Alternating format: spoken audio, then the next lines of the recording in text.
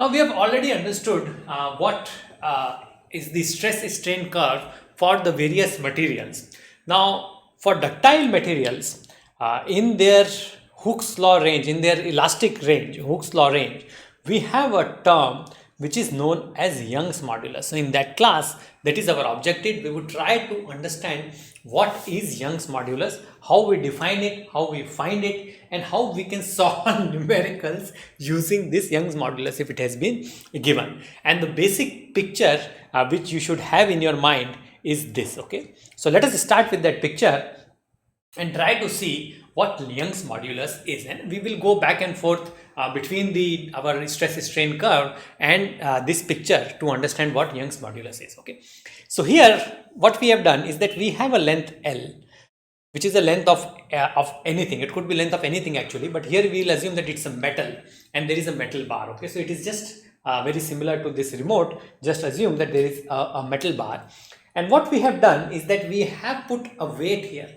on one side. Now of course, if you put a weight on, let's say that if you are holding a very heavy weight and then your hand you keep it like this, for example your school bag, when you are holding it, you definitely feel strain. You feel that your hand is being stretched, is being pulled. Okay, so that is what would happen here.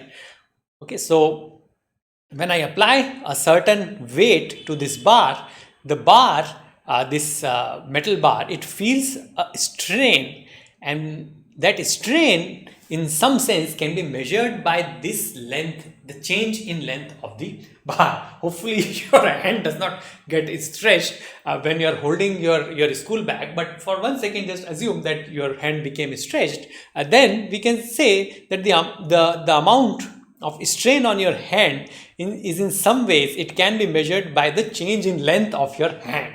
Okay, so that is the measure of strain. So we have the length L here, we put weight on it. There is this weight, of course, this weight can be measured, and due to that force in the downward direction, this length changes. From L, it becomes L plus delta L, and this delta L is actually the change in the length.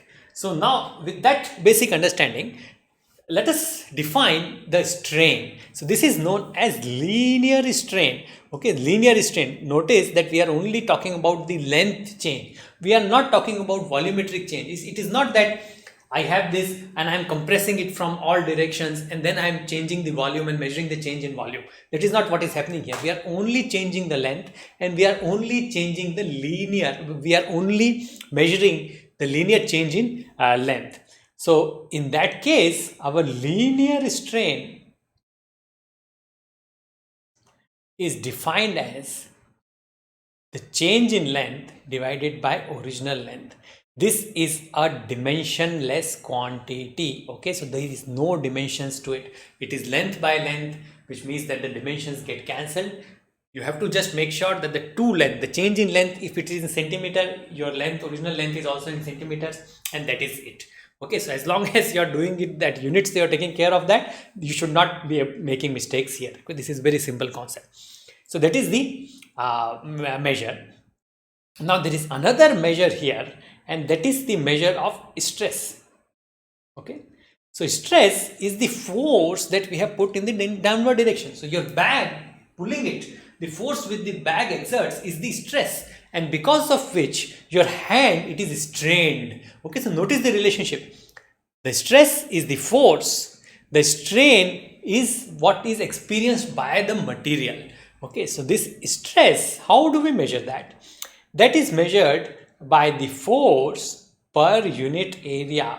So I take the cross section area of this rod. Of course, it will have a cross section area. The cross section area of this remote, for example, of course, that would be the case. There would be a cross section area. I take that, I divide the force by the cross section area, and that is the measure of my stress. How much am I actually pulling that rod? Okay, so this is strain and this is stress. Young's modulus. Okay, so we will write it by, sometimes it's denoted by the quantity y, is actually equal to stress by strain. Okay, and because this strain is linear and the stress is also linear in some sense, it is only being applied in one direction. Young's modulus is only defined if I am doing this linear manipulation. If my force is in one direction, I am pushing and pulling in one direction, and then I am measuring the change, the strain, only as a length. Okay, so this is Young's modulus, and this is the exact definition of the Young's modulus. And notice that this definition only holds if I have conducted the experiment with linear stress and linear strain. Okay, if I were to compress this on all sides, then that is not, I am not computing the Young's modulus. I would be computing a very different modulus in that case. Okay, so all the kinds of modulus that we have are different kinds of stress strain relationship only. Okay, but depending upon how we have computed it, in the case of Young's modulus, we have computed it using linear stress and linear strain. Okay, and that is why this is very specific. This experiment is very specific to Young's modulus. Now let us now understand how does the strain come into the picture. Like when we say strain, how does the material get strained? Why does it get stretched at all? This is the internal picture of the molecules of our material. Okay, and our metal, for example, and the bonds between these metal atoms actually act as springs. Okay, and this is where the strain is coming from. When I'm applying the force, okay, to the material, for example our scale, when I am pulling it, okay, for our metal rod, when I am pulling it, when for example this remote, I am pulling it from both sides, when I am applying this stress, then these bonds, they become stretched. The atoms, they leave their position and they move, and because of which these bonds, they become stretched up to a certain limit. These bonds will become stretched just like the spring, and as soon as you remove the stress, they will come back to the original size, original place.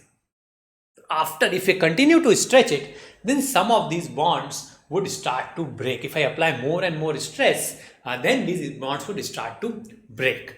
And this picture, this fact is captured in our stress strain curve. Okay, so this is where the stress strain curve comes into play. And what is happening here is that I am applying this stress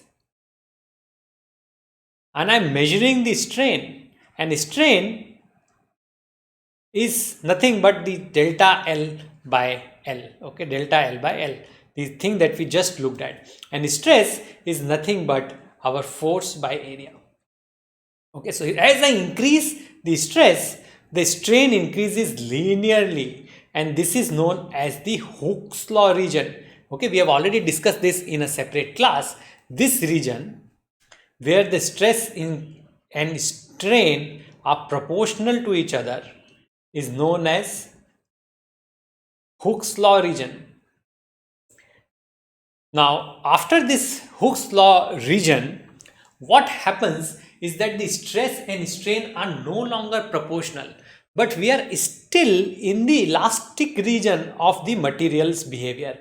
Now, this elastic region of the material behavior means that the material can go back to the original condition. It can return back to this original condition of O, where if there is no stress, there is no strain. When stress is 0, our strain is also equal to 0.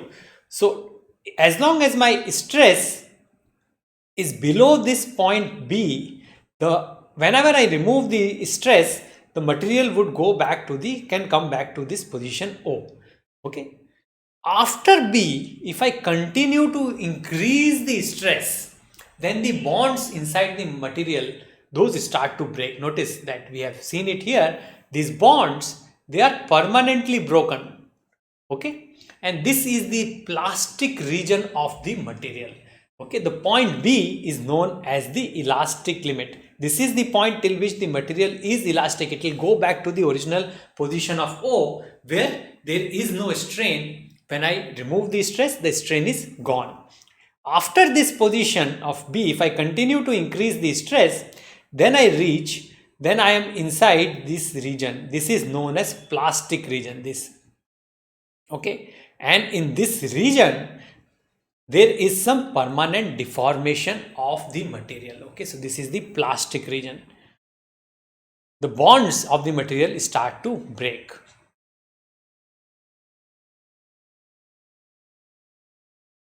The bonds of the material start to break in this region. And if I remove the stress, so let's say I increase my stress in this plastic region, I took the material there, and then if I remove the stress, the material does not, the material would follow the red line and come back to this new point O dash. Okay, where at zero stress, the stress is zero at O dash. Okay, so at O dash, what is zero?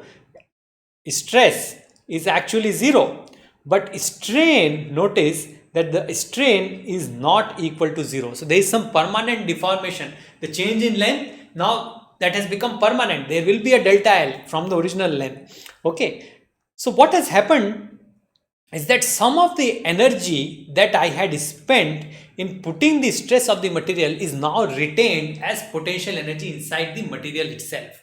And this deformation due to that potential energy is known as this permanent change delta L. This permanent delta L is known as permanent set. Permanent set means that that change in length has now become permanent. That strain has now become permanent. It has been stored as potential energy inside the material itself, and I can never recover that potential energy again. All that work I can never recover. That has now become permanent. Now the stress continues to increase until we reach the breaking point. This is known as the necking point. The top here is known as the necking point. At this point, there is a slight neck which is produced inside the material. So there will be a neck here inside the material. Okay, so previously the material was like this. Now it has become like this, and there is a neck which has developed here. And this is the point at which finally the material would fracture.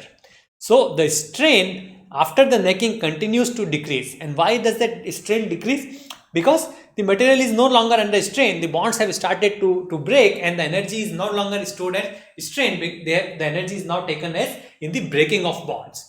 Okay, and then there is a reduction in the stress, which means that even at reduced stress, my strain actually increases. So I am not able to put that much stress on the material after a neck has formed, because the neck is a kind of it is a weak point. So even with less amount of stress, my material would now develop a strain. It would now start pulling. It would now start to pull from the neck itself, and until it reaches the fracture point at which the material is no longer able to hold any kind of stress. Now it is completely broken.